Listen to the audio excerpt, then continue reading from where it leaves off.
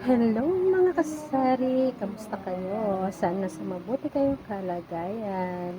Ang pag-uusapan natin kung saan tayo makahanap ng legit na supplier. Stay tuned lang kayo at magkakwentuhan tayo.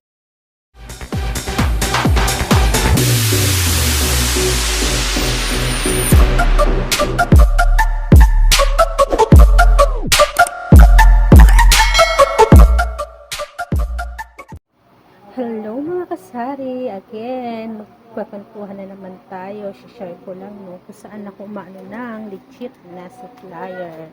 Kung saan ako kumukuha ng mga item. So, maghanap-hanap kayo sa online. Si Suising, legit po yan.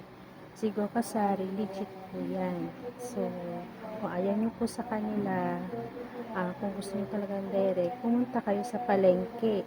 Sa palengke nyo mismo. Pero, pupunta kayo sa palengke, mga tanghali na, mga alas 11, mga ganyan. Kasi dito sa amin, kasi sa palengke sa amin, alas 11 nagdaratingan ang mga supplier dyan, mga ahente, mga iba-ibang produkto. Huwag lang kayo pupunta ng maaga kasi hindi nyo sila makikita ng maaga. Kailangan tanghali po mga 11, ganyan.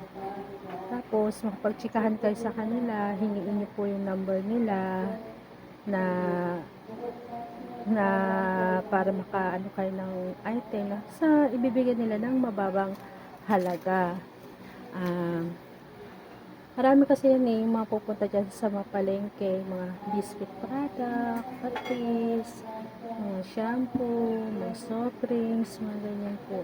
Kasi sa amin dito kasi maraming napupuntahan dito pagdating na ng alas 11 nakikita ko na sila, isa-isa na yan sila dumarating sa palengke, kaya inaantay-antay ko rin yan sila.